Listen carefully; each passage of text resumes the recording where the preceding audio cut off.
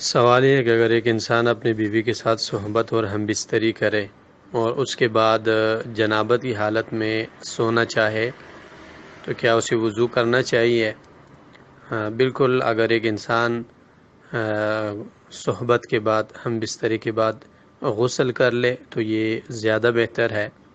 اگر غسل نہیں تو استنجا کر کے وضو کرنا چاہیے۔ عائشہ رضی اللہ عنہا فرماتے ہیں کان رسول اللہ صلی اللہ علیہ وسلم اذا اراد ان یأکل او ینام وهو جنب غسل فرجه وتوضأ وضوءه للصلاة۔ رسول اللہ صلی اللہ علیہ وسلم جب ارادہ کرتے کوئی چیز کھانے کی یا سونے کی اور آپ صلی اللہ علیہ وسلم جنابت کی حالت میں ہوتے تو استنجا کرتے اور وضو کی طرح نماز کی طرح وضو فرما کر سو جاتے۔ بخاری میں حدیث 392 یہ والی، مسلم میں ہے 305، ابو داؤد میں ہے 222۔ اسی طرح عبداللہ بن عمر رضی اللہ عنہما نے رسول اللہ صلی اللہ علیہ وسلم سے پوچھا اَيَنَامُ أَحَدُنَا وَهُوَ جُنُبٌ، اللہ کے رسول کیا جنابت کی حالت میں ہم میں سے کوئی سو سکتا ہے؟ فقال نعم اذا توضأ، رسول اللہ صلی اللہ علیہ وسلم نے فرمایا جی ہاں بالکل سو سکتا ہے جب وضو کر لے۔ مسلم میں یہ حدیث 306 اور ترمذی میں 120 سے